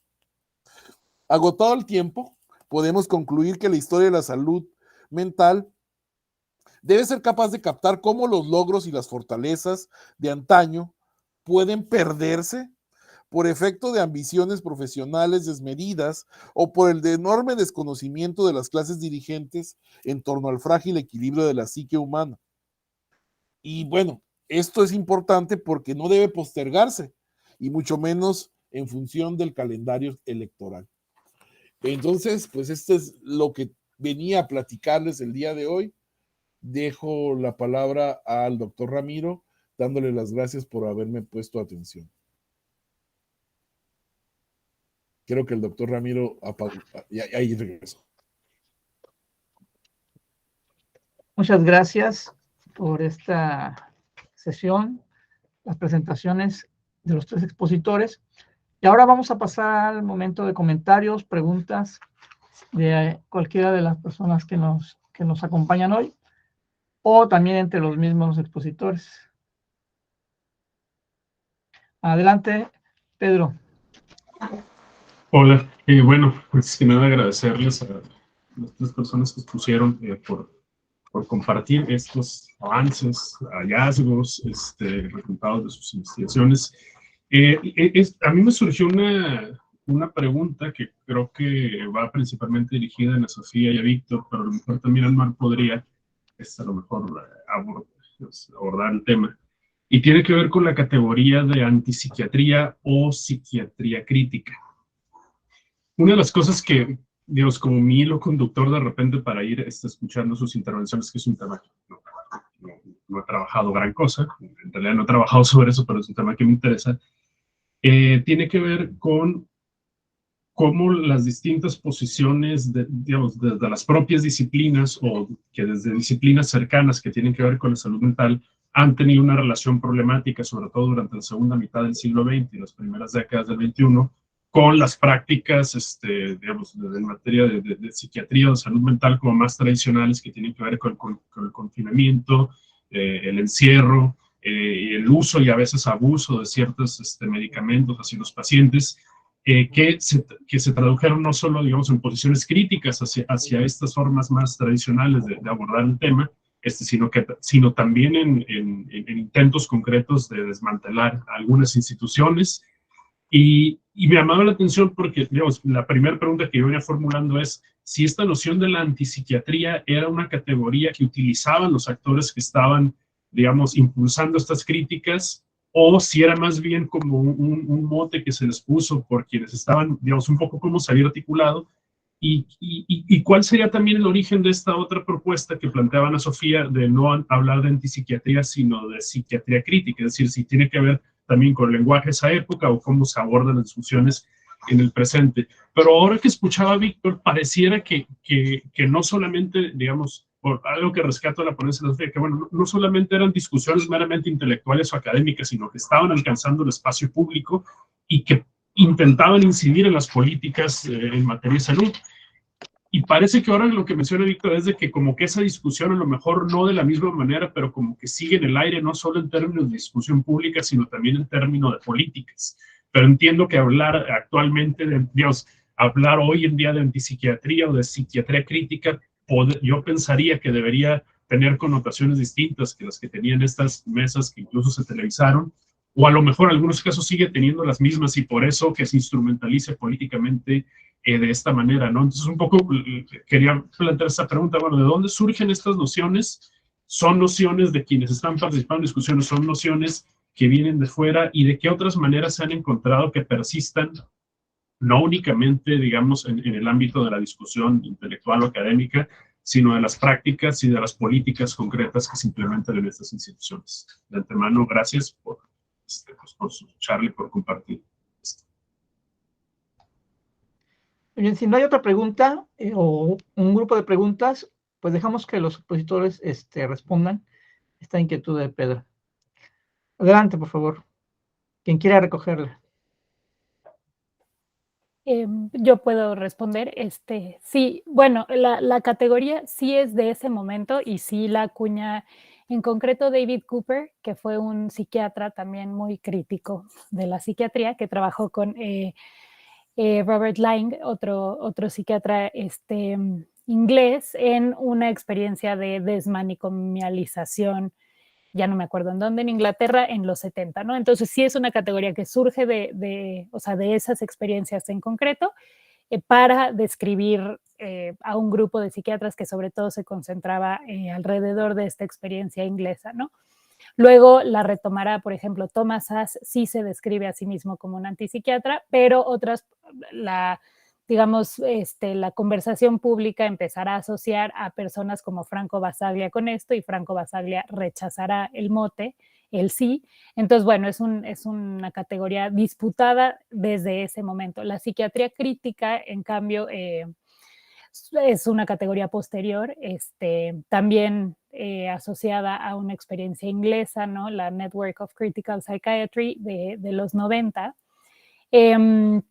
Pero tienen en común, pues sí, o sea, estas, digamos, toda esta serie de como críticas a la institución total, a las relaciones de poder, etcétera, ¿no? Y entonces, por eso de pronto se confunden, ¿no? Digamos, los trabajos más de difusión, en el periodismo, etcétera, se usan a veces indistintamente cuando no son lo mismo. No han sido bien estudiadas históricamente ni sistemáticamente, ¿no? En ese sentido, entonces, bueno. Pero, y lo que me decías de si sobreviven en experiencias actualmente, sí, y en buena medida porque hubo un cambio muy interesante también entre esas décadas y actualmente, que fue los propios pacientes, entre otras cosas, dadas estas experiencias, empezaron a disputar también, digamos, el conocimiento psiquiátrico. Entonces, hay toda una serie de movimientos que se,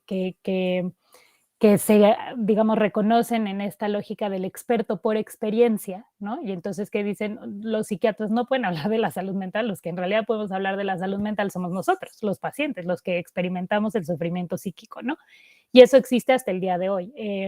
Y nutre, digamos, estas discusiones, ¿no? Y estas relaciones, pero ahora hay grupos que han prescindido de los psiquiatras, ¿no? Y de los psicólogos, de los psicoanalistas, incluso aún más, para generar su propio conocimiento psi, todo a partir de la experiencia, ¿no?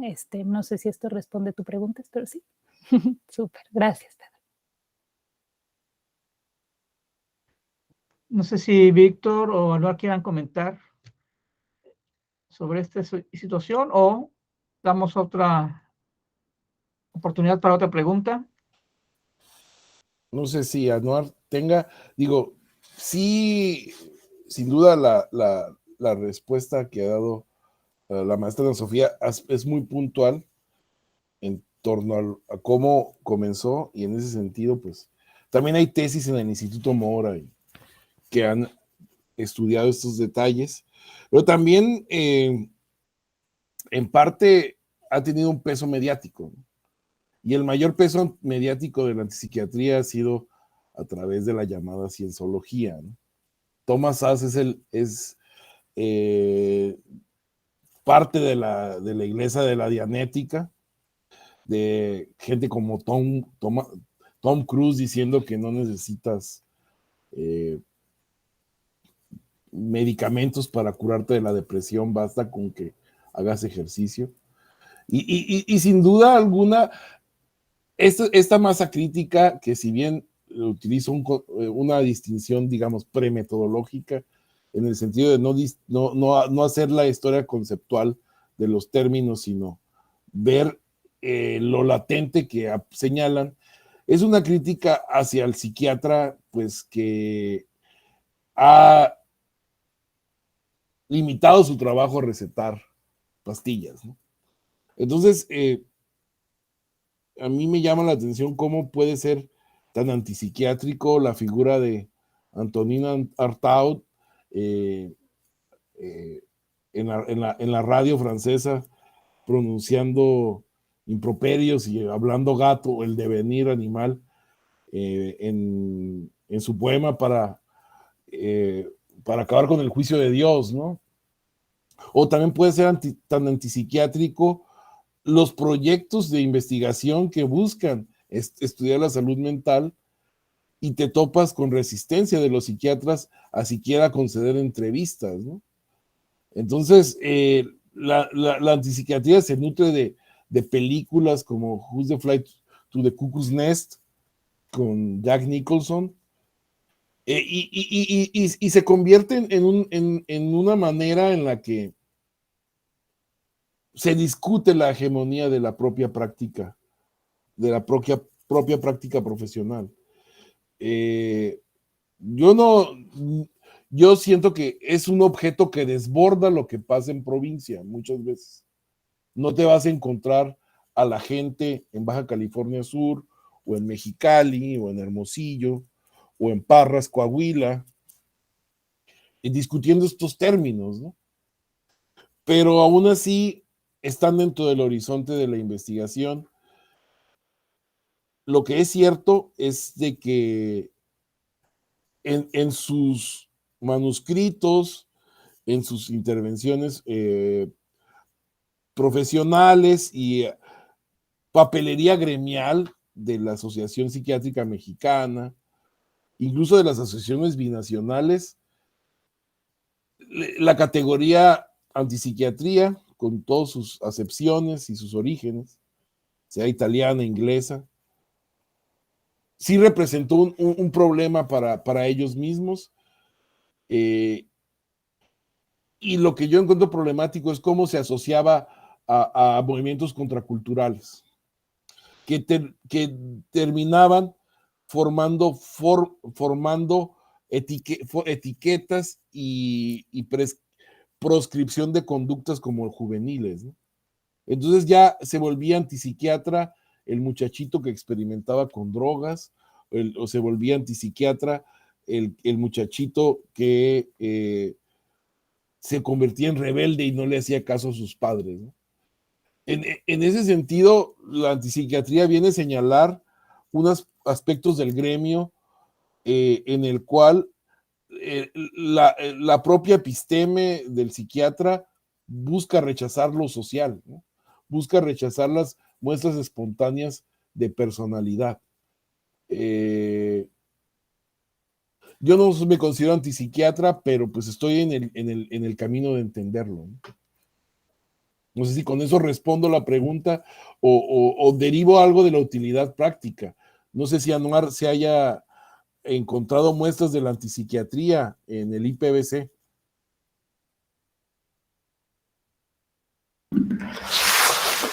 Pues no, la verdad no. Sí, digo, obviamente ¿cómo se llama? La idea de la antipsiquiatría en la matrix de la psiquiatría en Mexicali, pues no sé, ¿cómo se llama? No se juntan, ¿no? Lo que sí veo es, ya en mi experiencia personal, que hay psiquiatras que sí se pueden llegar a cuestionar su propia práctica, ¿no? Entonces veo a psiquiatras que ahora están tomando también, por ejemplo, diplomados o especialidades o maestrías en terapia familiar o en algún tipo de atención ya como más enfocada, ¿no? En la persona que van a atender. Y no digo que no existan, por ejemplo, estos psiquiatras que te dan la receta, ¿no? Como decías hace un momento.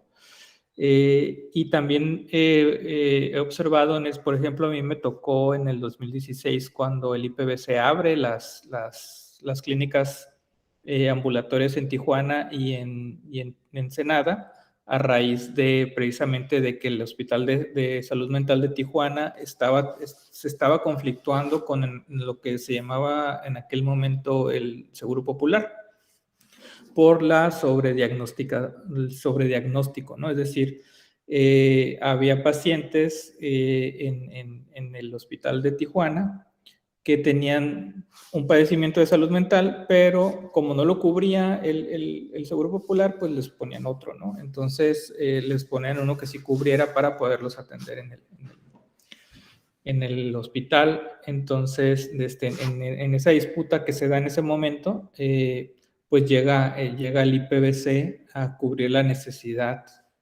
ya desde la, ¿cómo se llama? Desde la institucional, ¿no? Desde el servicio público, ¿no? Entonces, sí, digo, coincido en algunos aspectos de que la psiquiatría crítica es necesaria. Criticarse lo que estamos haciendo desde la psicología en mi caso o de la psiquiatría en el caso, pero también he visto que en casos particulares sí se están dando estas reflexiones, ¿no? A lo mejor como institución pública, pues también necesitamos como sujetarnos, ¿no? De estas normativas, de estos modelos institucionales, ¿no? Entonces, se ha hablado, se habla, por ejemplo, actualmente de estos, no de la desaparición de la institución como tal, aunque sí está sobre la mesa, ¿no? Pero sí estos lugares distribuidos como las clínicas que están ahorita en Tijuana o en Ensenada del IPVC, y que aquí mismo en Mexicali también se comienza a plantear esto de ampliarse en otras zonas de difícil acceso, ¿no? Para la comunidad. Pero bueno, también esto obedece a cuestiones institucionales que hay que considerar, ¿no?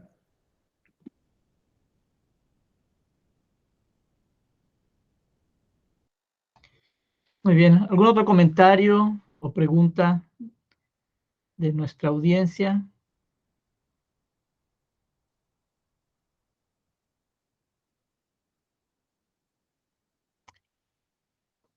Si no hay, sigue adelante, Víctor. Sí, bueno, yo tengo una pregunta. No, el libro de los intelectuales en el espacio público, bueno, sí vi el título, está en Editorial Debate, creo, ¿no? De Ana Sofía. En Taurus. En Taurus. Tiene una entrevista a Juan Ramón de la Fuente, pero hijo, ¿no? Hijo, en efecto. Mi pregunta así de fan es como, ¿cómo fue entrevistar a Juan Ramón de la Fuente? Es una persona muy activa, o sea, sigue la agenda transeccional, sacó un último libro sobre los estragos de la violencia, del crimen organizado a la salud mental. Digamos, ¿cómo fue entrevistar a una persona así, no? Digo, ahí también preguntaría por Florescano, por otras personalidades, ¿no? Pero pues no es el caso del seminario, ¿no? Del día de hoy. ¿Cómo fue entrevistar a Juan Ramón de la Fuente? Bueno, interesante como fue entrevistarlos a todos. La verdad es que es el único en ese libro que es, digamos, pues un científico en sentido estricto, no un, vamos, no un político, no un cientista social, no un historiador, ¿no? Entonces, supuso el reto pues sí, entender de qué trata hacer intelectualidad pública desde la ciencia, ¿no? Y entonces es como alguien que tiene muy asociada su experiencia de intelectual con efectivamente haber participado de las instituciones. La verdad no recuerdo, o sea, no hace mucho que no consulto mi propio libro. Entonces, bueno, sus respuestas, recuerdo que eran como muy tecnocráticas en ese sentido, ¿no? O sea, era muy como, es un creyente de las instituciones, ¿no? Y de lo que se puede hacer desde el trabajo institucional. Y muy también, no sé si así fue toda su carrera, ¿no? Pero en estos momentos también está muy centrado, o sea, narra mucho su propia historia a partir también de como el desarrollo de todas las ideas desde el multilateralismo, ¿no? A propósito de estos temas, ¿no? Entonces eso es interesante, es poco como autóctona en ese sentido. Así que bueno, pero efectivamente es muy activo, lo entrevistamos en un centro dedicado a los estudios de la globalización que tiene en la UNAM. que bueno, la verdad, a mi parecer es más como una dádiva universitaria a él que algo que realmente esté haciendo algo. Por lo menos en ese momento lo entrevistamos antes de que fuera delegado en la ONU, entonces no sé ahora qué haga ese centro, pero bueno, sin duda es un personaje yo creo que muy crucial para la historia reciente y efectivamente uno de los pocos que sobrevive transeccionalmente, y creo que tiene que ver con el hecho de que sí se sigue interpretando como un científico, ¿no? Como alguien neutral, alguien que parte de la técnica y no de la ideología, ¿no? Y entonces esa es una cosa como interesante en su caso y que lo distingue de todos los otros entrevistados en ese libro. Sí, y en ese sentido yo he entrevistado un par de psiquiatras para este proyecto me han rechazado más de los que he intentado entrevistar, pero supongo que te enfrentas al reto hermenéutico de lidiar con respuestas parcas, a diferencia de los intelectuales que pueden soltarse en una verborrea larga y contundente. Entonces, pues supongo cuando dices respuestas técnicas es que son concisas y no le sacas una sonrisa, ¿no? Como a Cuauhtémoc Cárdenas.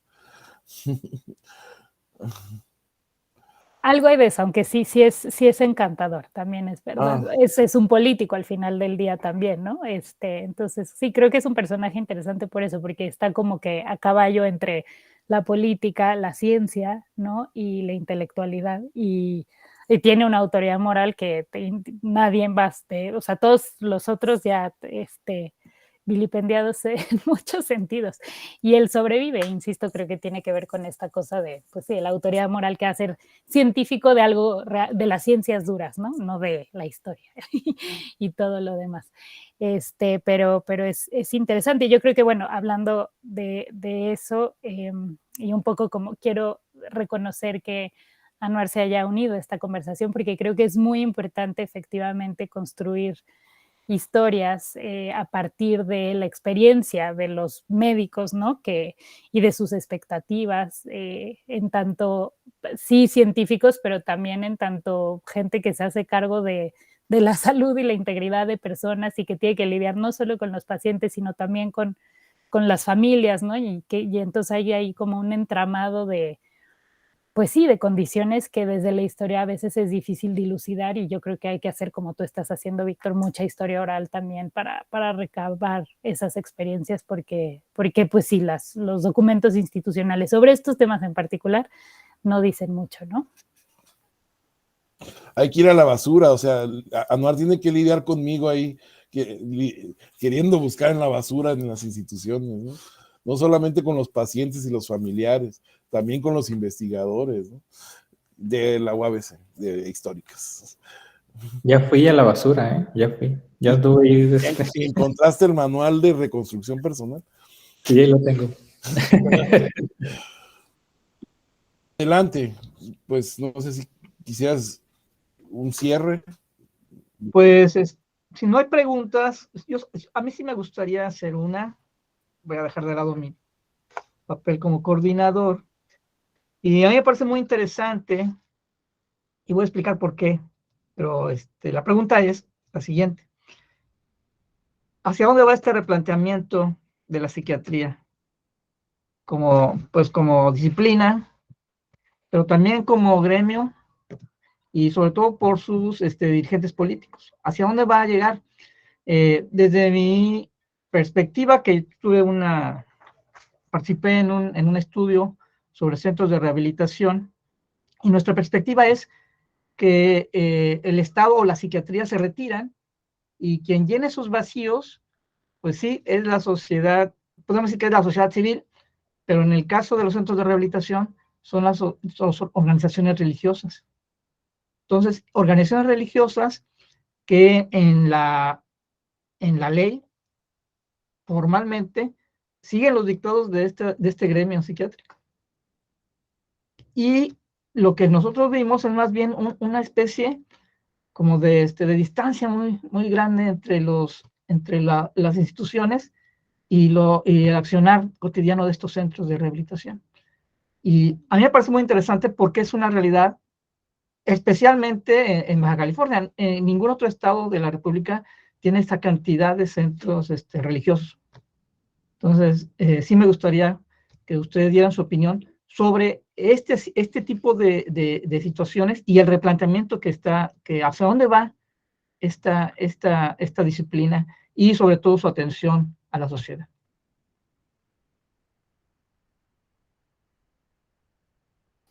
Adelante, Anuar, Ana Sofía. Para los tres. Yo tengo una respuesta, pero voy a dejar que la gente invitada. El libro del que habla el doctor Ramiro es uno muy bonito que se llama Dejar las drogas con ayuda de Dios. Si no me equivoco, ¿verdad? Sí, pero es una pregunta, ¿eh? ¿Se puede? Sí. Es decir, ¿sí puede pasar o está pasando esto? ¿Dejar las drogas con la ayuda de Dios? Me gustaría escuchar sus comentarios, por favor. Bueno, digo, desde digamos, mi experiencia, sobre todo editorial en el espacio de Nexos, ¿no? Siguiendo estas conversaciones en la discusión pública, yo o sea, creo que efectivamente se ha popularizado mucho, digamos, la conversación sobre la salud mental en general, y esto creo que ha tenido dos derivas. Una muy medicalizada, digamos, o sea, está un discurso sobre la salud mental es una enfermedad como cualquier otra, ¿no? Como la diabetes, hay que atenderla sistemáticamente con medicinas, etcétera, etcétera, ¿no? Y entonces el estigma tiene que reducirse a partir de eso y tal, ¿no? Y una deriva, pues, como social también, ¿no? De que yo creo que efectivamente ha llevado a la multiplicación de servicios de salud mental y asociados, ¿no? Desde el ámbito de lo privado, con poca vigilancia estatal. Y creo que efectivamente hay además, o sea, un contexto que propicia todas estas cosas, ¿no? O sea, que propicia por un lado el sufrimiento psíquico y las ganas de encontrar respuestas donde haya, ¿no? Y servicios donde haya. Y entonces en ese sentido hay que ser cuidadosos también como con juzgar estos servicios y sobre todo a quienes recurren a ellos, ¿no? Estoy pensando en concreto además, digamos, en los anexos, ¿no? En estas, pues sí, este tipo de como, pues falsos servicios, al final de cuentas, muy poco regulados, pero bueno, que sí responden a una demanda social concreta. Creo que también un poco estas dos derivas han dejado de lado las experiencias de trauma colectivo que sí estamos experimentando en este país, ¿no? Y siguiendo con el ánimo descentralizador de esta mesa y de este seminario en general que celebro muchísimo. Efectivamente, desde la Ciudad de México es súper difícil ver, ¿no? A veces, en serio, como eso, cosas como los estragos que está teniendo la mal llamada guerra contra las drogas en la salud mental de sociedades enteras, ¿no? Yo creo. Entonces, estoy ya queriendo leer este libro que nos acaba de recomendar Víctor, de Juan Ramón de la Fuente, pero creo que, claro, hay que pensar todas estas cosas pues desde los lugares concretos, ¿no? Las experiencias sociales concretas.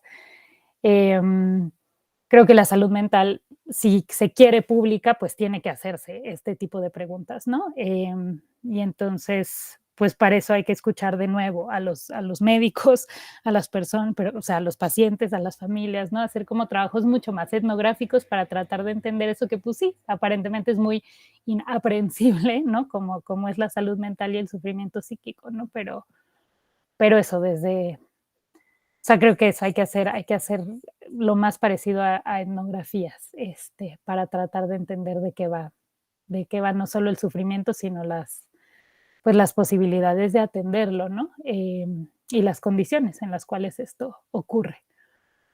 Eso diría yo. No sé si respondí, Ramiro. Muchas gracias. Víctor dijo que iba a responder y me imagino que Anuar tal vez pueda también.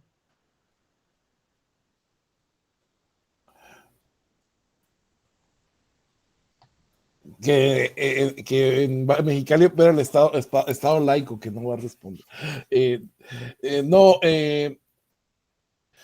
Los centros de rehabilitación es la globalización de la frontera norte. Los centros de rehabilitación surgen aquí, en Baja California. Surgen por el influjo del modelo de 12 pasos, que surge en Los Ángeles, California, de Alcohólicos Anónimos. Antes hubo comunidades terapéuticas en Nueva York, en el Greenwich Village, pero ninguna con el peso que va a tener, por ejemplo, el sistema de centros de rehabilitación, que es curioso, a los pocos años buscó ser reformado por el propio Partido Acción Nacional. Uno de los últimos decretos que Ernesto Rufo Appel emprendió fue precisamente la reglamentación de la ley de adicciones del estado de Baja California, que contempla que forzosamente tienen que tener los centros de rehabilitación un psiquiatra de planta. Y no lo tienen. En ese sentido, yo he dicho anteriormente, son las nuevas rumorosas, son los nuevos hospitales de la rumorosa, porque operan sin vigilancia del Estado. Y han sido bastante hábiles para fungir y simular las funciones del Estado.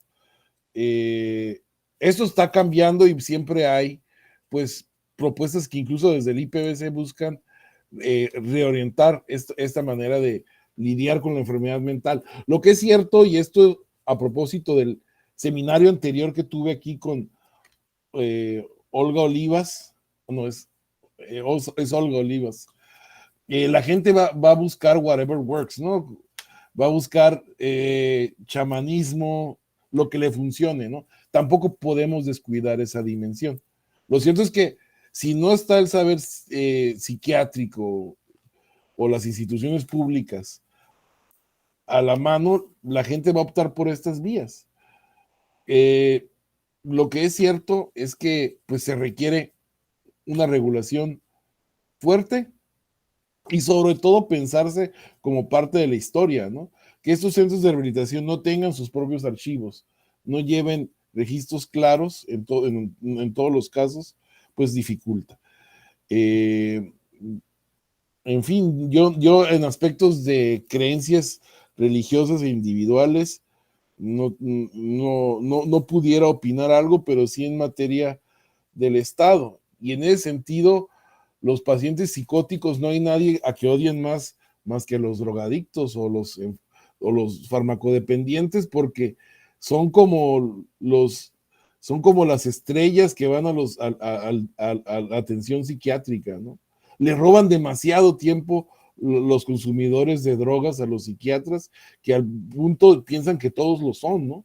Todos los pacientes que los buscan. En ese sentido, lo que pudiera hacer nuestra sociedad mejor es acabar con los marcos regulatorios y prohibicionistas que han llevado a esta guerra contra las drogas. Lo vimos en Estados Unidos, no funcionó. Qué triste debe ser para Ronald Reagan emprender una guerra contra las drogas y saber que los drogadictos están ganando más que el Estado por el prohibicionismo. Y en ese sentido, el problema es que la psiquiatría, por más que haya ejemplos autocríticos, por más que haya gente con sensibilidad etnográfica incluso, está montado sobre el aparato prohibicionista. La psiquiatría parte de la regulación de la sustancia. Digo, no podemos liberar por completo las recetas y todo esto porque tendremos intoxicaciones y suicidios, pero se parte en términos de salud mental en esquemas de normalidad aún hoy día, ¿no? Y pensar que el individuo tiene la necesidad de evadir pudiera ser la nueva normalidad, ¿no? Y pensar que la nueva normalidad consiste en admitir que buscan relajamiento con sustancias es parte de la nueva normalidad, ¿no? Sí, sin duda alguna, las drogas conducen a laberintos infernales de vida personal, pero también en gran parte se debe por un mercado restringido, porque al tener un mercado negro no sabes qué termina metiéndose la gente. Entonces, bueno, vivimos en una epidemia últimamente, una epidemia que no solo merma para el bando consumidor, pero también merma en el bando de los distribuidores, y los productores quedan intactos, ¿no? Y quienes alientan, bueno, ya los meten a la cárcel, ¿no? Pero es 1 en 1.000.000.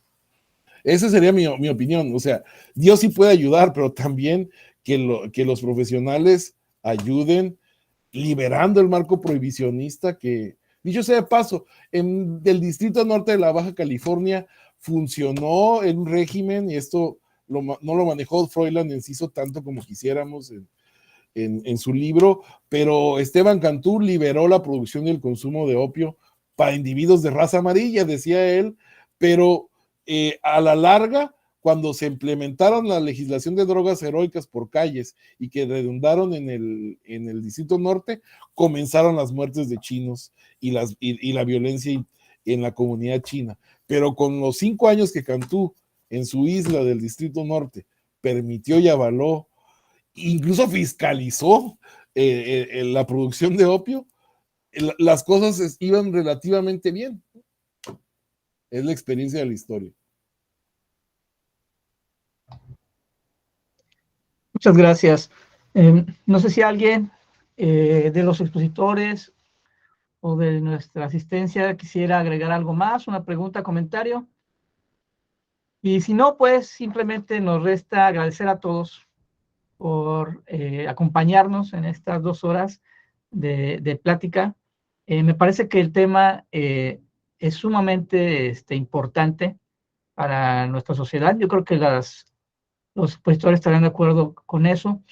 Y solamente agradecerles por su generosidad, por el tiempo de toda la audiencia que nos siguió, e invitarles a continuar con las sesiones del seminario permanente de investigación del Instituto de Históricas UABC.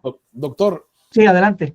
Las constancias, puede decir lo de, se mandarán por correo electrónico. Sí, claro. Las constancias se mandarán por correo electrónico y les agradecemos mucho por su tiempo y por su trabajo. Y todo el mundo sea pues bienvenido en las siguientes sesiones. Esta fue la primera, pero cada mes vamos a buscar tener por lo menos una sesión del seminario interno.